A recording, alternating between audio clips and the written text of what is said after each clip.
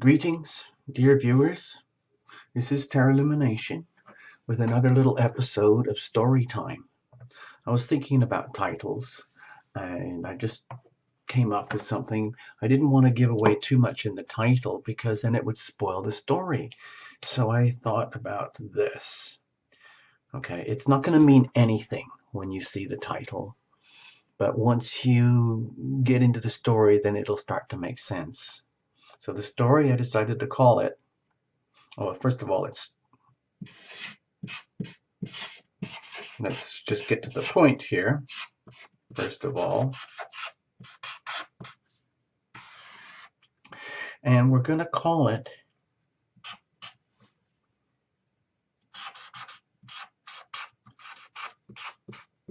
What's That Sound? What's that sound? Okay, so let's just get on with the story. What I'd like you to do, and I'm going to invite you to relax, take it very easy, very, very gently. You don't really have to watch the screen. Sometimes I know that Lumination likes to make little doodles as we go along, but you don't really have to watch the screen. I've tried different ways to record the stories and get the stories out to you, but in the end it's just simply just like making another video. We tried this file format and that thing and whatever, but I just thought let's just make it another video and we'll stick it in the playlist for story time. All right, so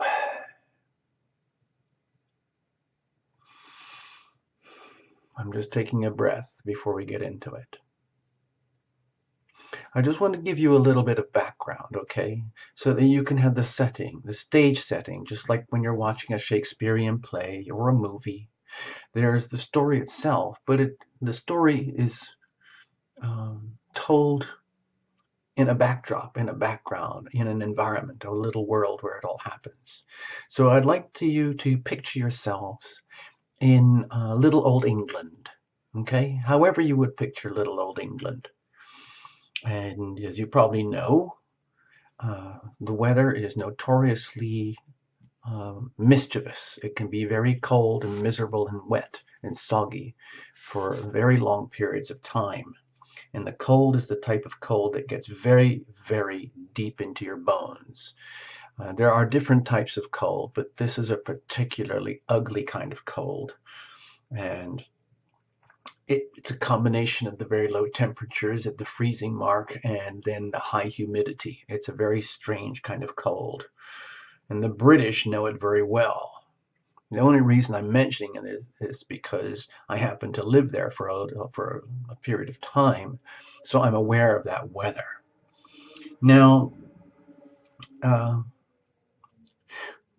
next thing is to picture yourself in this little jewel town, little jewel city called Bath. And over there they call it Bath because it's very, very posh in its own way.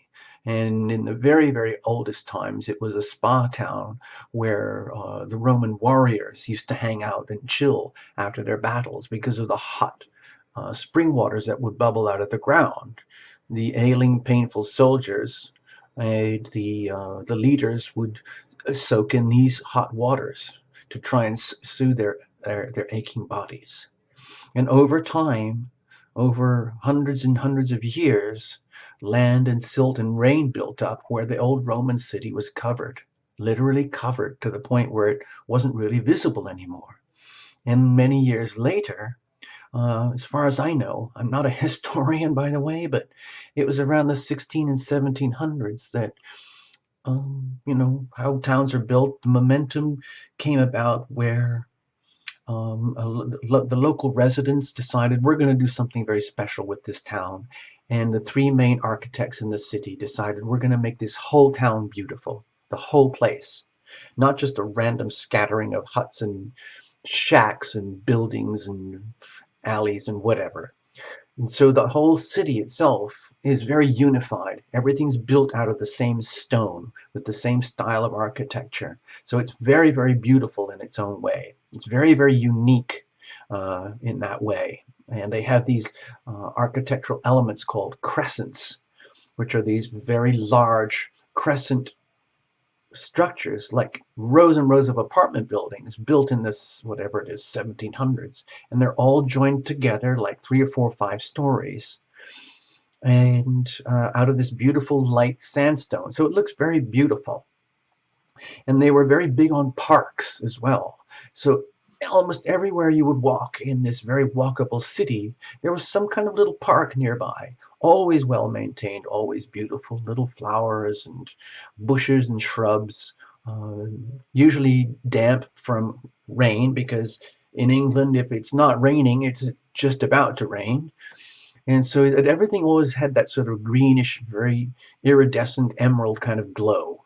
All the flowers were very beautiful and bright and radiant. And people just got used to it. I think that city was the backdrop for a famous British writer. I think it was something like Jane Austen or something, when everybody would walk around in ball gowns all day long, because that's what they do, hanging out, and all the rich people would just be swooning around each other, um, asking each other if they'd like to have some tea or have some sherry at their apartment before going to the next grand ball. So it's that kind of atmosphere. And I was very lucky. I had a little tiny apartment right in the hub of all of this, just off to the side, just enough that I had a lot of privacy and peace and quiet away from the hubbub of the town, but within a 15-minute walk of the center. And my little place was right next to probably the most beautiful crescent in the whole town. So I was very spoiled. And I had the top floor, and I had a view out of the front, and I had a view out of the back. The view out of the front was a very beautiful park, lawn, and garden, all immaculately maintained, and with periodic movies being shot there, or tourist things like, horses and buggies, just to make everything look quaint. And out the other window on the other side was the beautiful, beautiful parkland. Um, so it was a very sweet, idyllic little place to live, especially for the way that I was living at that time. It was really just a little one room, a small little, I guess you would call it a studio at the very, very top. And in that same building was my landlord, who lived one floor below, and my dear friend Philip, who lived on that same floor below. So there was some companionship.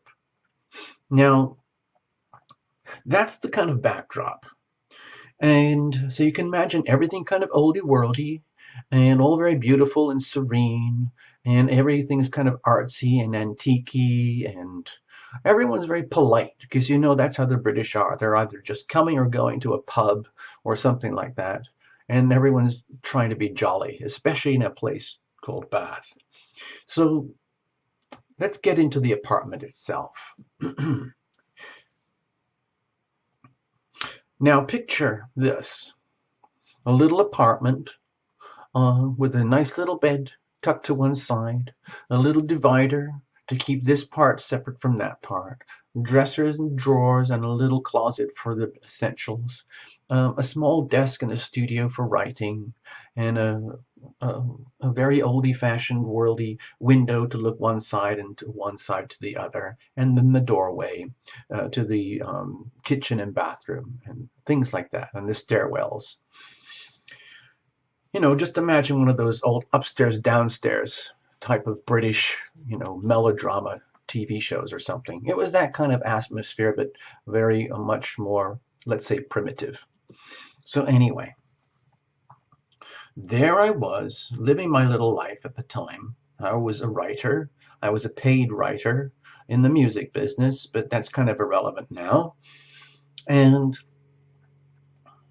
it was just another day, except that I knew it was, midwinter, so I wrapped up. I put on the extra blankets and I put on bed socks. And I had a full set of old-fashioned pajamas.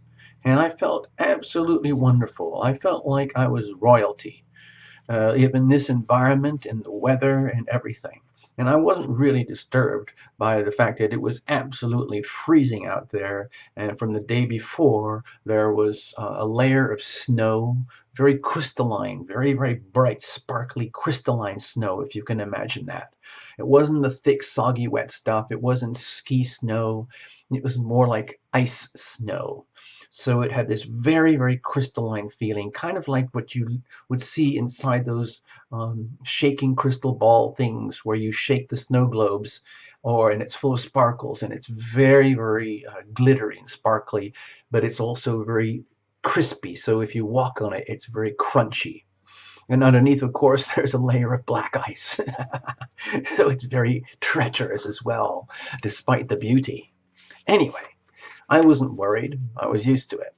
So I just went to bed that particular night, like any other night in the middle of winter, and drifted off.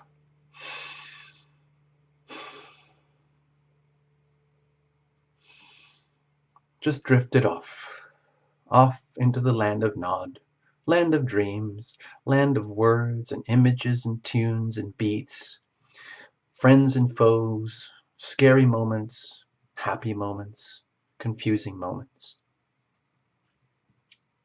And then, of course, it was time to wake up. And so, if you can imagine yourself in your own bed, what happens when you wake up?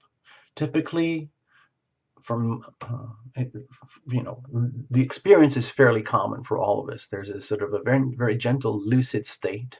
Sometimes it's very extended, where we go into these lucid dreams, or sometimes it's just rapid and we kind of go from a vivid dream state into full awakening, almost like in a jolt.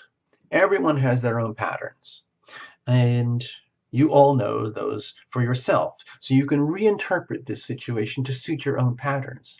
What I'm going to suggest is that you allow for a very, very gentle transition from deep sleep to full awakeness. Okay.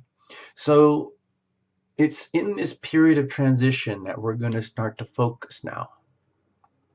So at the very, very, very earliest moments of that glimpse of sensation of awakening is where the story really begins.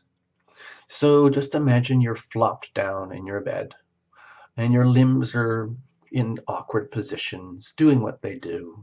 And you start to become aware that, oh, I'm a person. I'm alive. Oh, my head is still there. Oh, my legs are there. Oh, I can feel my toes. Oh, that's a bit sore on that shoulder. I'll move this. I'll do that. And so that's what was happening for a while. And everything was very serene. And I knew, because the systems for heating and cooling in that building were, of course, very primitive. And I had a little very elementary heater, but I was very used to wrapping up very heavily to allow for the crispy nights, and then lighting my little tiny indoor fire for during the days. It was very oldie worldy, and it worked just fine. It was actually kind of romantic if you think about it. And so I woke with that feeling of on my head and my face that it was definitely very cold. Definitely, definitely very, very cold.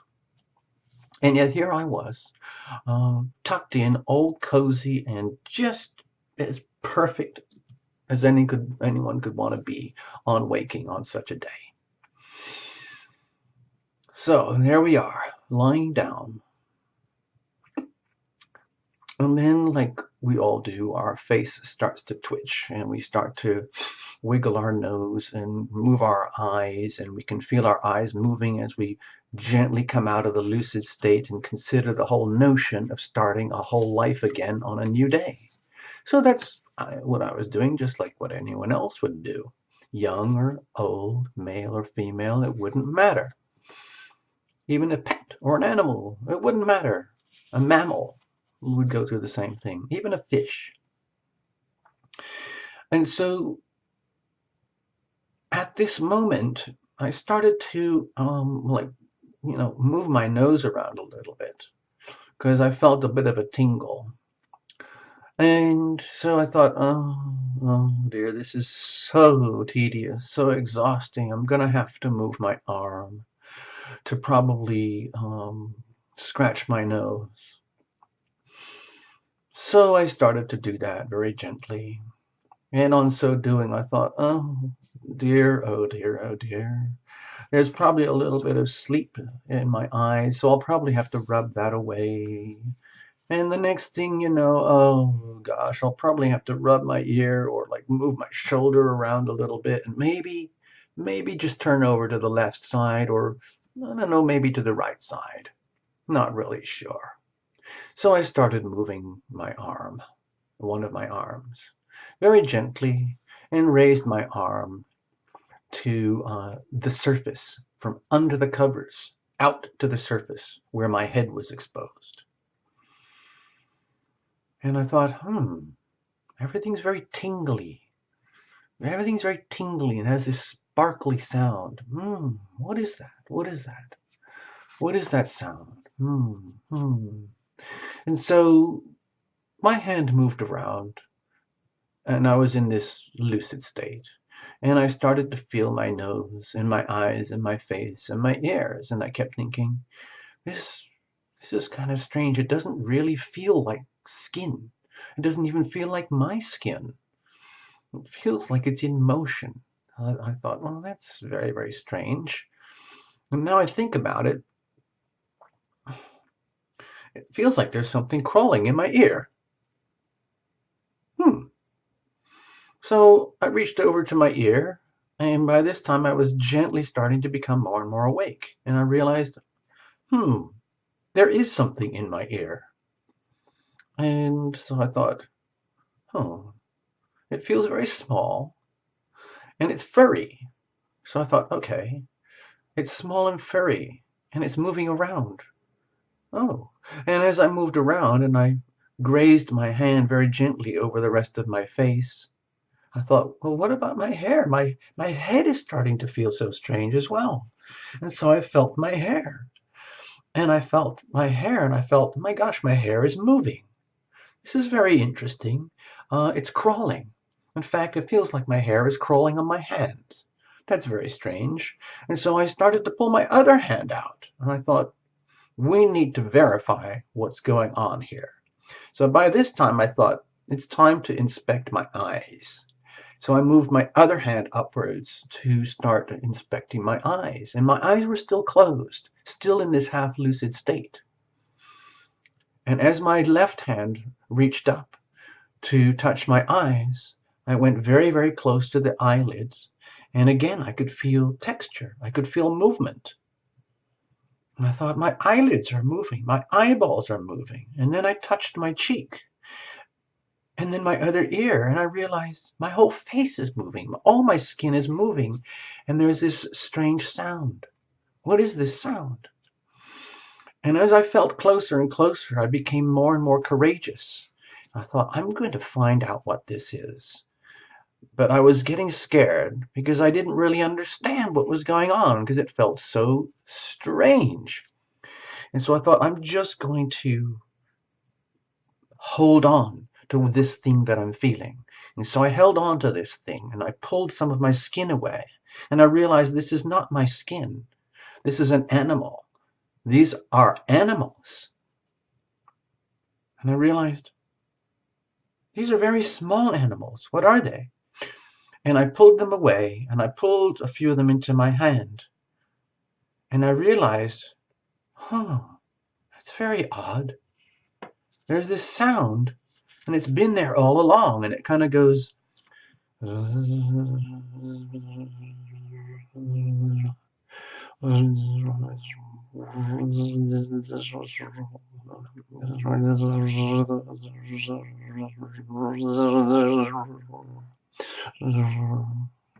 very, very gently, just like that. I hope you heard that okay. I'm not going to do it again. You have to replay and rewind if you want to hear that properly. And so I thought, this is not normal. So I thought, okay, I feel movement. My skin is moving. All of my skin is moving. My hair is moving. My ears are moving. My eyes are moving. My face is moving. So I thought, it's not me. It's these animals. And I realized, oh dear, these are bees. And at that moment, I thought, I need to verify this. And so I thought the only way to do this for sure is to open my eyes. And yet I knew that my eyes were covered in this crawling sensation of skin, which I thought was my own skin. And I thought, okay, I'm just going to do it. Because I thought maybe this is just a weird dream. But of course, I also knew that it's not a weird dream. This is actually happening. And so I gently opened my eyes, and I felt the skin move around me, and I felt these little animals starting to move around me, and they ignored the eyeball itself, and they started to just realign themselves according to my eyes being open. And these little animals were not disturbed in any way, shape, or form. And I thought, okay, this is very, very odd. And I realized, what, what, what's that? There's one in my nose. In fact, there's one in each of my nostrils. So I thought, no wonder it's been strange feeling, breathing, and hearing with my nostrils having a bee in each nostril and a bee in each ear. Many bees around each ear. So I thought, okay, this is extremely strange, and it's actually probably very dangerous. And I thought, okay, it's very clear that I'm waking up, and there's something very strange going on. And so the question is, what are we going to do about this? Because logic and wakeness started to kick in. And I thought, with a very gentle gulp, keeping my mouth closed, because I also realized there were bees all over my mouth. I know I'm laughing right now, but the reality is back at that time, once I started to gently awaken to the realization that I was smothered in bees, I became very frightened. So I thought, I'm probably going to die, because I've heard that if you get stung by so many bees that you can die. And I thought, no, no, no, this can't happen. It's not my time. I'm not going to die. Let's just figure this out. They don't seem to be freaked out by me, and I'm absolutely terrified right now, but I'm not going to let that fear own me. And so I decided to raise my head and look around and open my eyes completely. And in so doing, just like you would do, if you can imagine the same situation at home in your bed, and you start to look around, open eyes, clogged up ears, clogged up nose, and a mouth that you dare not open. But your eyes are brave enough to open, and you see a room full of bees. And I'm not kidding. I'm talking bees. Bees. Not hundreds, not thousands, tens of thousands of bees. And so the humming sound became louder and louder as I became more and more awake, and I realized that my little tiny studio apartment was full of tens of thousands of buzzing little bees. And I looked down at my bed and my covers, and my bed and my covers were covered in bees. And I thought, this is so very, very strange. Why on earth would my apartment be full of tens of thousands of bees? And why am I not dead? Why am I not absolutely scared out of my wits? The reality is I was scared, but something stopped me from letting the fear take over my body. So I thought there's nothing left to do except get out of this situation. So I thought, well, I'm going to have to get out of the bed. I'm in a full set of pajamas, and so I decided to lean up on my shoulders and assess the situation. Kind of like a military operation. What are we going to do now? I'm crawling in bees. Bees are crawling on me.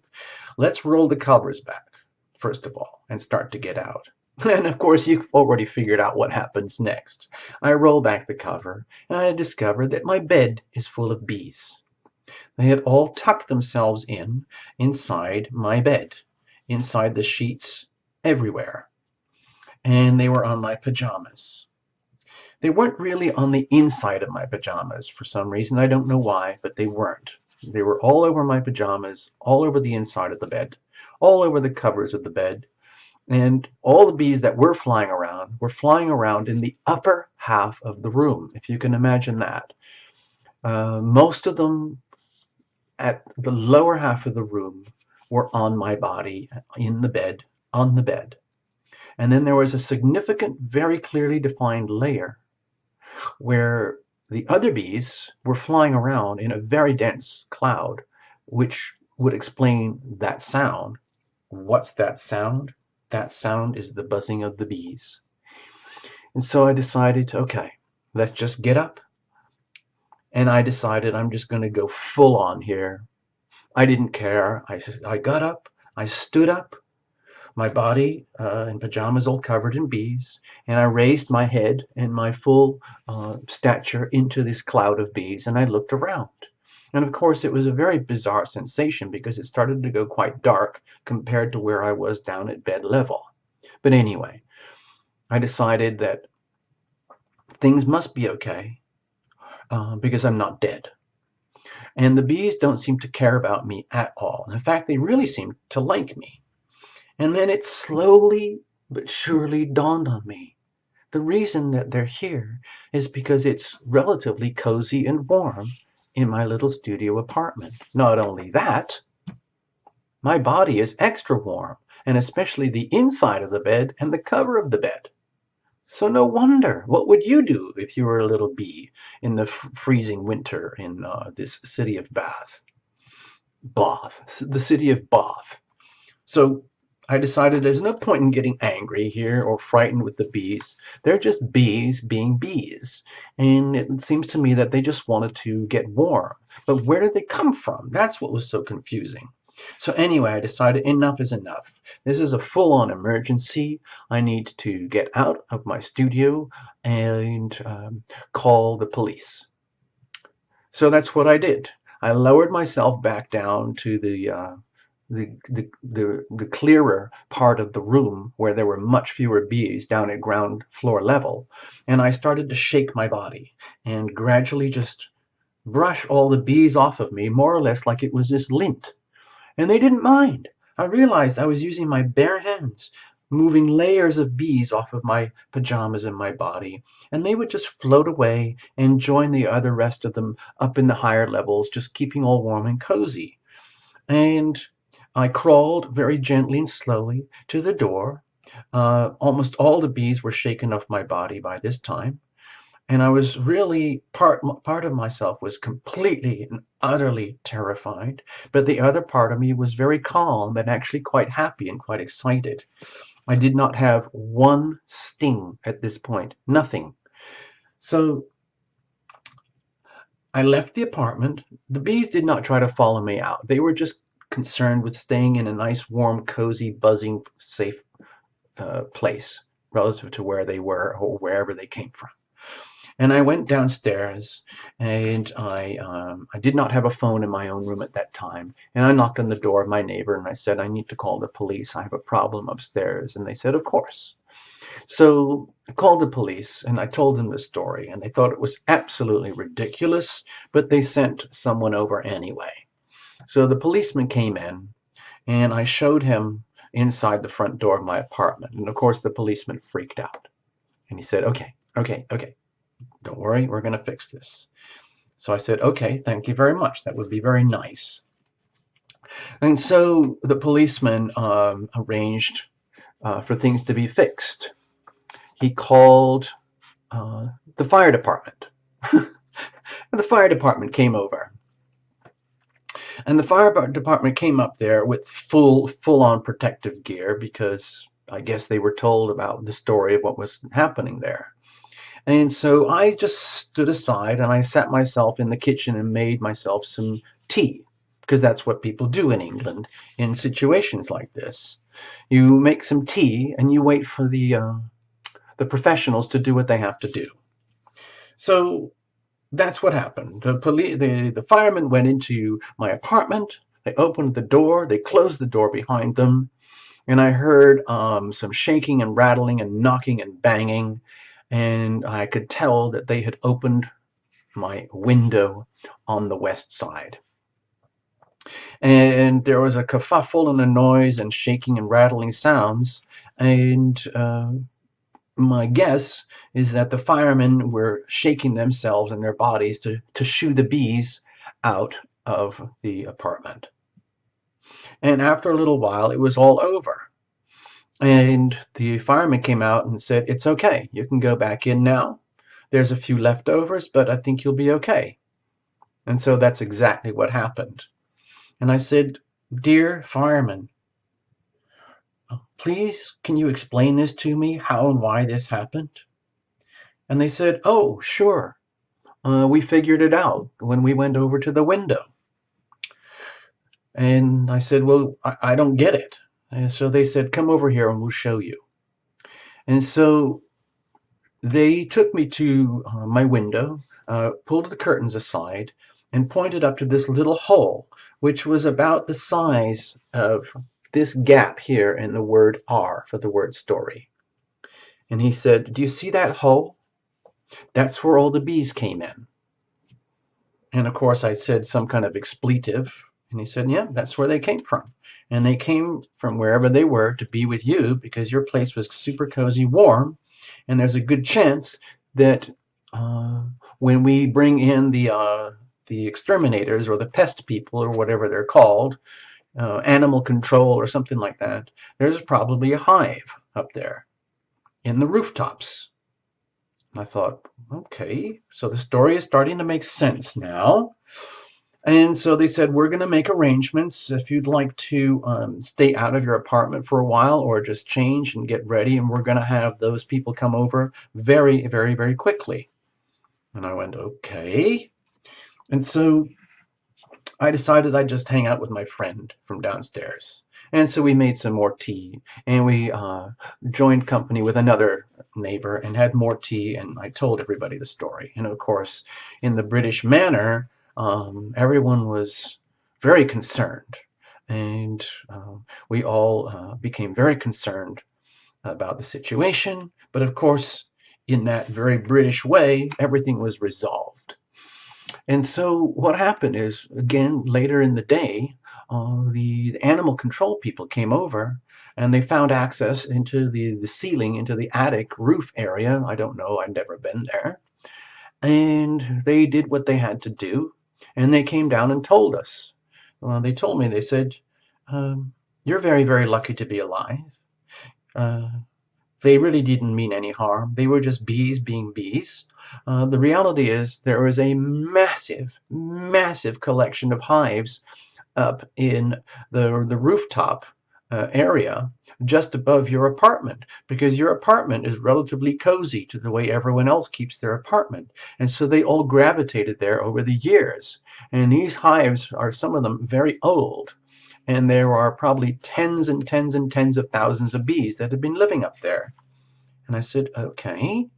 And they said, "Well, the weather has been extreme here in this city recently, and they discovered a passageway from their hives through the wood and the timbers and the rock and the stone and the plaster and the window framing to find a warmer place. And that was into your apartment, sir." And I went, okay. Well, now it all makes sense. What's that sound? It's the sound of bees. That's all it was. And so there's no tragedy here. There's no drama. It's just a story. It's just a very strange story, and I thought I would tell you because it came to me the other day. And I'm going to add another little tiny extra story on the end of this story because it's just as bizarre. So let's come back to present day. We understand now. What's that sound? That was the sound of bees. The bees were just doing what they did. The bees never came back because I learned later on that it was kind of tragic, but the animal control people destroyed the hives. And that was the end of it. So I don't know where the bees went. I imagine they went outside and looked for somewhere else that was cozy and warm. But there's possibility that a lot of them just froze up and died. And that's very, very tragic because bees are so important to life and keeping the planet going with pollination. And so I felt very sad about that. But no bees died in my apartment. No bees stung me. And I'm alive today to tell the tale. So there's a little epilogue here. Let's get back to real time. I did a private reading the other day. Getting back to Tarot Lumination now. Tarot Lumination gave a private reading the other day to a client who happened to be a professional psychic medium. Can you imagine that? Tarot Lumination giving a private reading to a professional psychic medium. That's how weird it gets here at this channel. And no sooner than like 2 minutes into the introductions and the how do you do's on the way that we do private readings, my client said, "Dear Tarot Illumination, I have something to tell you.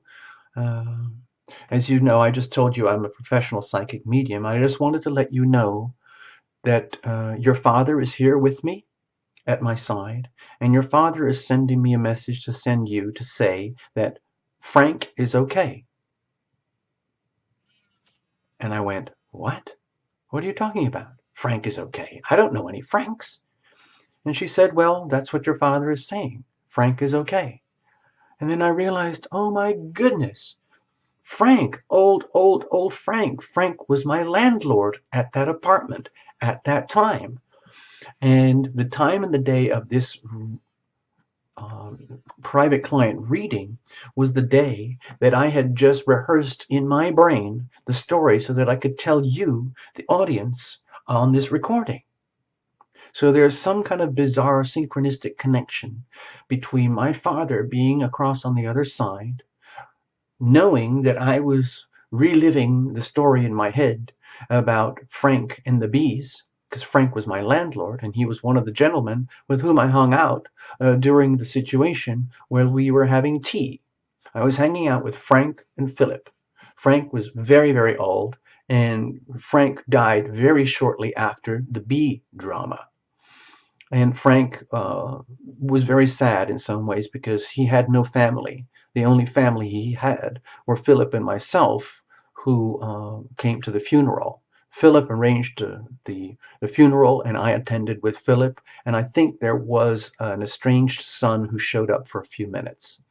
But I just thought I would add that as a little extra add-on for you, dear audience, just to add a little nugget of peculiarity to the Tarot Illumination story. What's that sound? So we know now that sound is the sound of the buzzing of the bees. And we also know now, because of our dear psychic medium and my father on the other side, and the message from my father, that my landlord back in that day is just fine, because he passed away long ago.